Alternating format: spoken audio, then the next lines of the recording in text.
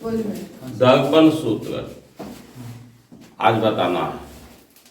हम एक दर्पण ले लेते हैं, मान लीजिए अवतल दर्पण ले लिया, तो एक अवतल दर्पण ले लिया, इसमें एक वस्तु यहाँ पर हम ए बी लिए और ए बी वस्तु में यहाँ से ए से एक प्रकाश किरण यहाँ जाती है, मान लीजिए दर्पण के डी बिंदु पर यहाँ आपतित होती है, यहाँ से परावर्तन के बाद फोकस से होकर के जाएगी।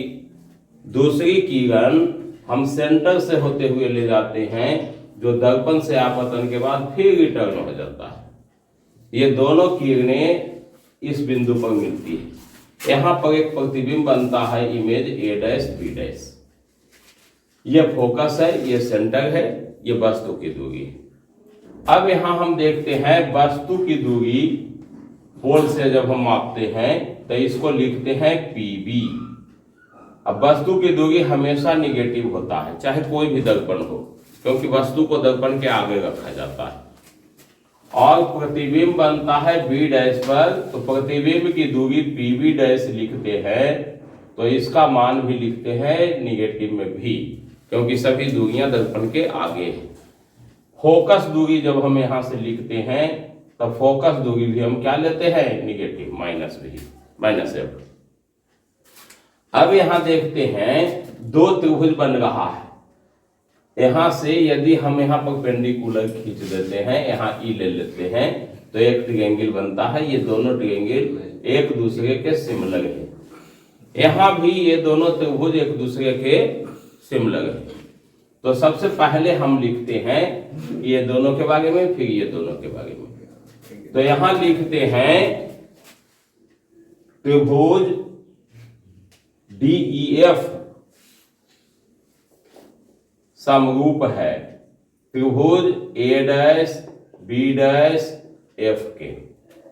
अब कहोगे कैसे समरूप है, तो देखिए ये दोनों एंगल एक दूसरे के बराबर है, शीर्षाभिमुख कोण कहते हैं, और यहाँ ये 90 डिग्री है, ये 90 डिग्री है, तो एंगल से दोनों ट्रायंगल क्या हो जाएगा, सिमिलर हो गया ना। इसमें ब्रैकेट में लिख दीजिए बाई एंगल से। अब जब दोनों समरूप है तो भुजा का अनुपात बराबर होगा, तो यहाँ भुजा का अनुपात हम लेते हैं D, तो इसका लिखते हैं A डैश B डैश बराबर हो जाएगा इसकी दूरी EF और इसकी दूरी B डैश F।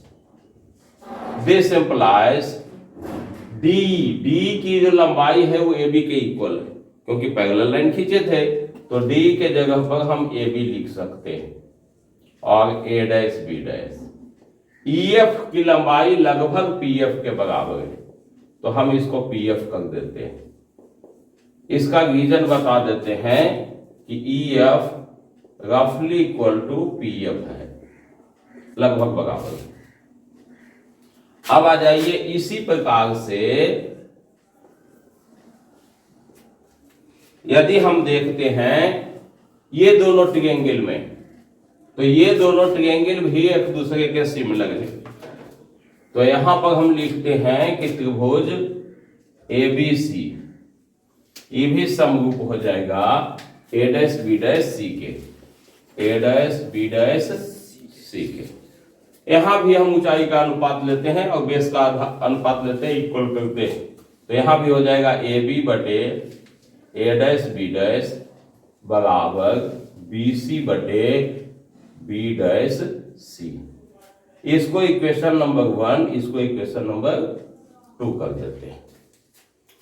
अब दोनों इक्वेशन से हम देखते हैं, यहां लिख देंगे कि समीकरण 1 एवं 2 से, 1 और 2 से देखिए लेफ्ट साइड इक्वल है, इसको इक्वेशन 1 इसको लगाइए, ये इक्वेशन 1, LHS इक्वल है तो RHS भी क्या होगा, दोनों का इक्वल। तो हम यहां लिखेंगे PF by B dash F is equal to BC by B dash C। चिन्ह परिपाटी के नियम से तुम लोग जानते हो कि जितना भी दूरी है सब फोकस से मापी जाती है। तो फोकस से सब कुछ दूरी लिखिए। तो यहां देखिए पी एफ है पोल से, तो ये तो पोल से है ही। अब नीचे देखिए बी डैश एफ है, बी डैश एफ, तो पी बी डैश में से हम पी एफ माइनस कर देंगे तो बी डैश एफ हो जाएगा। तो इसको लिख देंगे P B dash minus P F. यहां बी सी है, बी सी को क्या लिखेंगे, P B minus P C, P B और माइनस पी सी। और बी डैश सी का हम क्या लिखेंगे, तो P C minus P B dash, P C minus P B dash. अब सब का वैल्यू पुट कर दीजिए। जैसे पी एफ है तो पी एफ का वैल्यू है माइनस एफ, इस दूरी को माइनस एफ।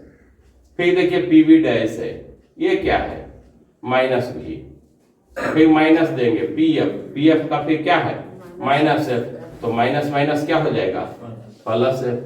फिर पीवी है, पीवी का वैल्यू देखिए माइनस यू, पीसी, पी से सी की दूरी त्रिज्या है, बकता त्रिज्या, तो फोकस का दुगना होता है।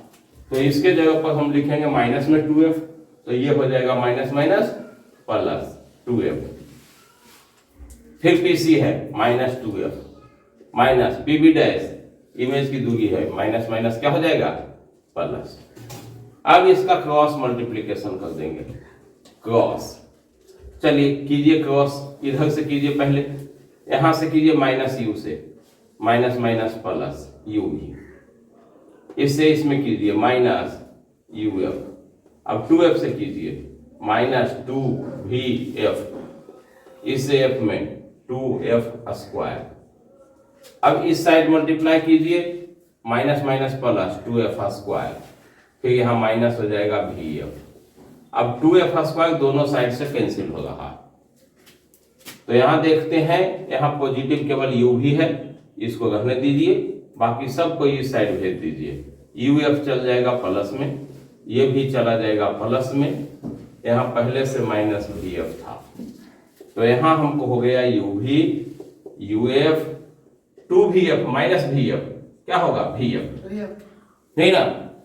अब हम क्या करते हैं, अब हमको जो प्राप्त हुआ uv is equal to uf plus vf, सभी में uvf से डिवाइड कर देते हैं, सब में uvf से सबको। इसका रीजन लिख दीजिए कि दोनों तरफ uvf से भाग देने पर, डिवाइड करने पर, देने पर। अब सोचिए यहां u भी कैंसिल हो जाएगा तो बच जाएगा 1/f, यहां uf कैंसिल हो जाएगा बच जाएगा 1/v, और यहां vf कैंसिल हो जाएगा बच जाएगा 1/u। यही दर्पण सूत्र हो गया, मिरर फॉर्मूला, है ना। धन्यवाद।